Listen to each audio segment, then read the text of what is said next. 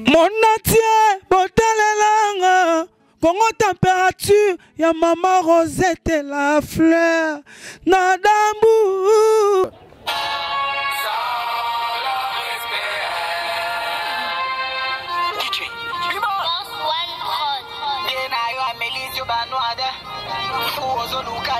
Si on a Mélicie Banoua, parce que mon cas bossa les cas à l'obate, faire égaux la tatouage et belé diamba na diamba, on va non faire à Mélicie non sibi diamba. Ils sont non sibi à salara moussala nenga osala. DJ Abdul tika inon sibi calme. Bossa ne featuring et fongo la banzela. Tala sala analyse DJ Abdul. Depuis bébana innocent. Et l'on y salara. DJ Abdul a oumeli na prison.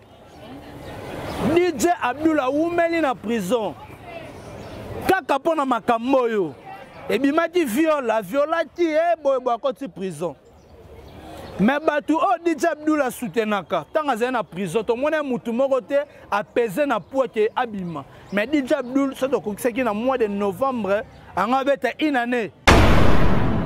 Mais Arabino Bolo Bana Inosbi Azala, respect, Azem poli, et puis Boyo Kene plus loin. Il y a le Banatini quartier Nabino Zawap. Est-ce que Mambozolo Babozoyeba Bino Batuboye Minzemboyo? Est-ce que Bino ne soit pas Tino vrai? Totika Rotiti Sarabatu, Topé Samona en attente, Topé ses chances. Boye Baba O Bawe Ranson Basali, Ba O Ba Kofi Basali, Ba Jibe Basali. Ba papa ouais ma basala aime sous ba fali ba raté ba faire ba go raté yango mais inon si ba go rattraper yango Monatie botalelanga Congo température ya maman Rosette la fleur Nadambu. Merci beaucoup chers internautes, bienvenue à votre chaîne que vous aimez beaucoup, Congo Température TV. Otolobi vitesse oyo wapi na nenga mukete nenga irite ibula na lobate mboke indi en tout cas bato bakotaki na sama bele ba bomba na saba mbetu bobima bato bazaki confiné bobima na déconfiné bino na nenga nko pona nini moto peli balobi olandi nzembo ya opisa inosbi ozo binisa mikolo yo meto moni ba wario ya fali ipupa ba beti remix na yango toyebi te est-ce que basalaki na inosbi nzembo wana ensemble ou bien nini to décortiquer nzembo wana parce que héritier ibula na sepelité biso nyonso toza ba congolais totika discrimination totika séparation eza kitoko te. Donc à moi héritier Iboula va kobanda vraiment na kota vraiment profondeur à ma solo. Oh, je dis merci à champion Wadol Nakata Rochelle. Je dis encore merci à Sandra Wangata maman na Petit Bon Junior, maman na Broly 10 match. Merci beaucoup à mon président Bruno Lubika. Mbongo ya propre, pourquoi pas Yannick Fumuntete, papa na Brian, papa na Briana, Motema ya Dorka Senzumba. Je dis encore merci à celle qu'on appelle papa Alain Kalambaï, Motema Nana Kalambaï, mon parrain, je te dis joyeux anniversaire. Moi, il faut CP là. Je dis encore merci à 3L Magique et Lotus Long Ilufokenda, sans oublier Patrick Akituta, Balobi Natacha Kanyonga. Je te salue, Patrick Akituta, Nakat États-Unis, on a Pesio Bambote. Je dis encore merci. Nadali Iboula Maman Mokonzi, Balobo Boy, Belle-Fille Toutala, la reine de Grenoble, Belle-Fille Toutala, la reine de Grenoble, Motema Dadi Moma. Pourquoi pas à Céline Acoustique, Céline Acoustique et Bitumba. Je dis merci à Maman Rosette, la fleur de Gambo. Merci beaucoup. Donc quand tu vraiment à profondeur, il y a ma solo Oyo, Indi. Nga héritier Iboula vana loba photo kana ba morceau par morceau ya nzembo to le kamuze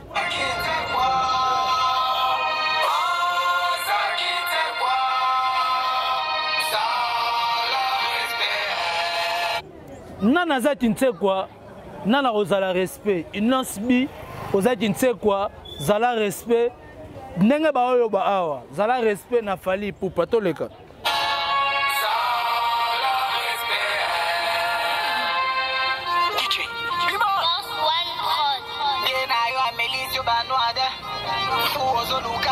Si on a la Mélissie Banoua, parce que dans mon cas, bossa le cas à l'obate, faire rigolo à tatouage et belé diamba na diamba. On veut le non faire à Mélissie non si diamba. Tout le cas.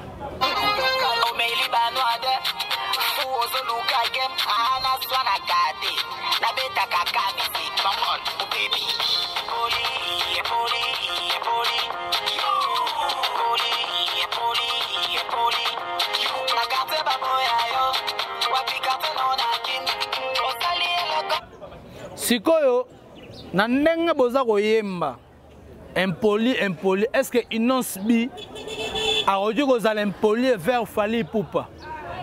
Pourquoi? Parce que baza ba musicien ba obeta musique ba lobi na profession auto sala mukola za raté le kazala raté mama ya na letara na palin na nenga mon na scène ya za raté le kazala raté mais a bino bolo ba na Innocence B azala respect azem poli et puis boyo kende plus loin ya loba na tini quartier na bino zawap. Est-ce que mambozolo ba bozoyeba bino batu boye minzemboyo?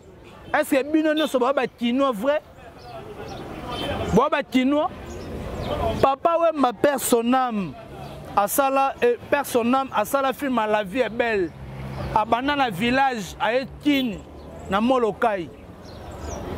Sur bino ba tu na Innocence B quartier na bango na tine za wapi? Est-ce qu'il y a un sens aza congolais lokola yo? Asa congolais lokola yo bo kabola bango pourquoi? To continuer nzembo oyo na bateau bazo partager parce que bino bolingi te musique congolais etikala pas musicien moko. Et otikala ko sala mate ba makambu o ba wera ba jibe ba Kofi Olomide ba sala ba Papa Wemba ba Fally ba faire ba Innocence B nante ba sala mutu lokola Innocence B kut na koloba peut-être ya ko retrapango na bandenga musu pasala na aja mutie. To continue Rolando.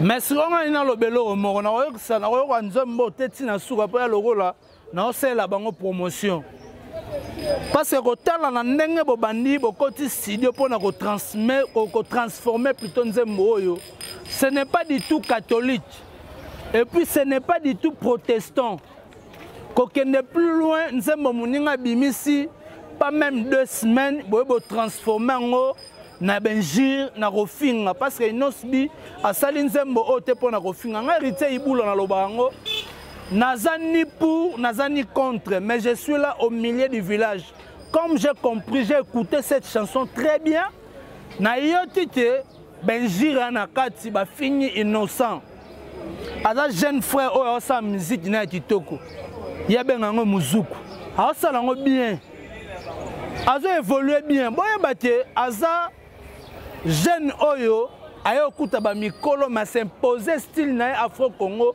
et simbi so dit le lot na ba YouTube o somba ba vie bo somba ba vie o fala sombi ba vie na lo téléphone Innocence B a sombi ba vie na Hollandi Fabrigas a sombi ba vie na nani na Mupe et talibi son eloko te biso na posa rendez-vous na ba bafle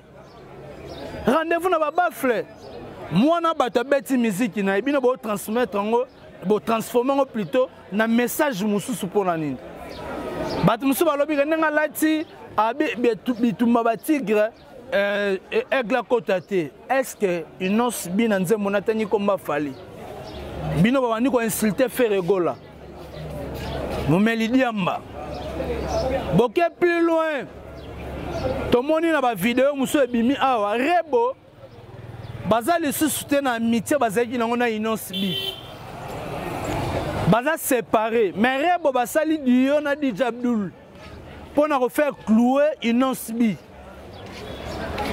eza kitoko te. DJ Abdul aumeli na prison. DJ Abdul aumeli na prison.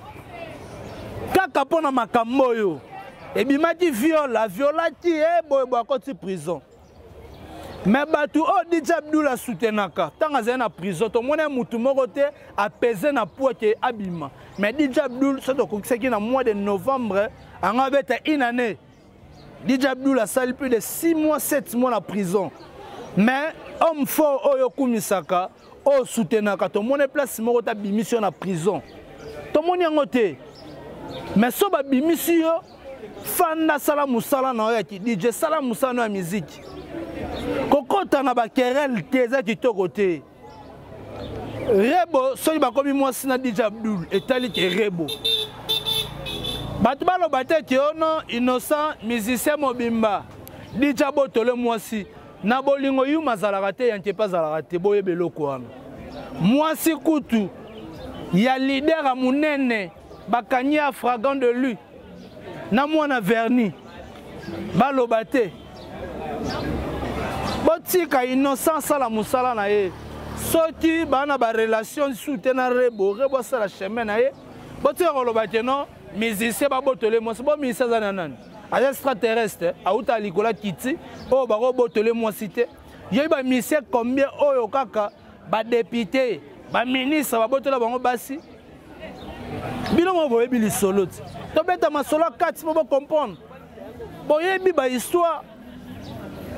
Musicien ya munene ba botoli mwasi pa ministre. Sero ino sibi kutaza na mwana mutie na bolingo. Ala na expérimenter te. Boyebi ino sibi aza na expérimenter te na mama bolingo. Donc osala makambo ezoyela e. Botika kokotisa mwana batu na ban zigzag chemin boyo memaye. Ba wario ya fali pupa. Bosali ino sibi nzembo. Pona ko déstabiliser ino sibi. Baza bango nyonso ba congolais bozo tuna commune quartier ino sibi soko lo bafana na nini na paka juma bo finga eti soko lo bafana na ngiringi bo funda bo finga eti soko lo bafana na bumbu bo finga eti na soko lo bafana na bandali bozu siko ba journaliste o ba iba su musala ba sala te ba bimba no lo bakeno te za mwana bandali te ne bo bundisa faire gola botika ino sibi sala musala bo komi suna ba commune bon misuna ba quartier pas innocent mutuno sabi ke innocent bi mutoto wetu ya Goma botika mwana bata Goma fa na ye asa musique na ye aza mwana oya bimi na Goma ye Kinshasa beti musique simba uti na province botika ana mise beba na beta ba concert na Goma ngona basala ba piaka botika innocent bi asala musala na ye kini etosie enimelier botala ne mwana na yati innocent ba ya ndenge nini Vodacom Superstar Inos biba tout balela ye baka na posa sanine abima kaka lelo abima a contredire boy bisanga challenge no se le gana na société wana ya communication musicien nini o asala ka succès à part innocent nani botanga nani ona linga mingi nani jeune talent onani Gaz Fabulous yalo barane bougie à tellement na ma misuna c'est tout à fait normal à tellement na ma misuna innocent bi batiki na maboka kon na maboka kon boy basa fitting na kon basalat est-ce que betana na biloko o innocent bi beta lelo e fongole sro banzela to tika ko kitisaka batu to pesa mwana na temps to pesa chance boy baba o ba we ranson basali ba o ba kofi basali ba jibe basali ba papa we ma basala amsu ba fali ba rater ba faire ba ko rater yango mais innocent ba ko rattraper yango par rapport pe ba âge pour moi na wana azananu na talent azananu innocent bi bo pese temps bo tika ko critiquer moi na bo sali nzembo bo pesa innocent bi sous force ya au travailler olandi wana rien à dire bateau tout baolandanga partout dans le monde entier zo beta partout ils ont bundisa ou dans le téléphone toro kota na bino to koti kimbondo pona na bandali na inga suka vraiment to fani mana makadama avenue cool ya quelque part donc pemia donc so bolingi ke ba pe to ko ma pe di bambo mananenga système to chepe ba micro Kimbondo eza koyinda na Hollande no sibezo beta borne zo simba en tout cas botika kokitisa mwana na biso inosibi asala ka musala nenga osala DJ Abdul tika inosibi calme bosane featuring e fongola banzela tala sala analyse DJ Abdul depuis beba na innocent eloni osala au voyage à l'issue te ara na Kinshasa nane ba okanga okoti prison nane ba ko bimisa yo en tout cas c'est le moment au lukatan kozana rebo et la tisite que boteli inosibi makambu te ozo succès te. Merci beaucoup chers internautes, c'était la votre humble serviteur héritier Iboula mwana ntsuka na bango nyonso. Je dis merci à Patrick Akituta aux États-Unis, pourquoi pas à Natacha Kanyonga, pourquoi pas à mon ami de tout le temps, de tous les jours, Rifi Fongo Motema Sarah Maïka, 3 étoiles. Je dis encore merci à Maman Rosette, la fleur de Gambo, pourquoi pas à Yannick Fumunsete, Papa na Brian Motema Dorcas Nzumba, Sandra Wangata, Maman na Petit Bon Junior, Broly, Dizamatch, pourquoi pas à Champion Wadol, Nakata Rochelle. Je dis encore merci à Dali Iboula, Maman Mokonzi. Mes condoléances à la famille Pocho Mobimban, pour on appelle sinon mes condoléances. Je dis merci à 3L Magique, Lotis Longi Fontaine, René Côté la Car, Lewis mon vieux, vous avez toujours vu dans la Kati. Narobo Sanaraote, 3L Magique, Lotis Longi, Bruno Lubika Mbongo, ya propre. Merci beaucoup à Mouzé Nassima Caméra, pourquoi pas Hervé Bossitampene et Tolomo. Il y a Mobali. Merci à Israël. Mtachara Madame propre na Manzaka. Force Israël, je te salue. Je dis merci na ba nyonso bazilo matin kolanda. Merci na batu onyo so ba soutenir nga de près ou de loin. Tomonani soti Nzambe azondi nante play. Mon atier botelelanga Congo température ya Maman Rosette la fleur na dambu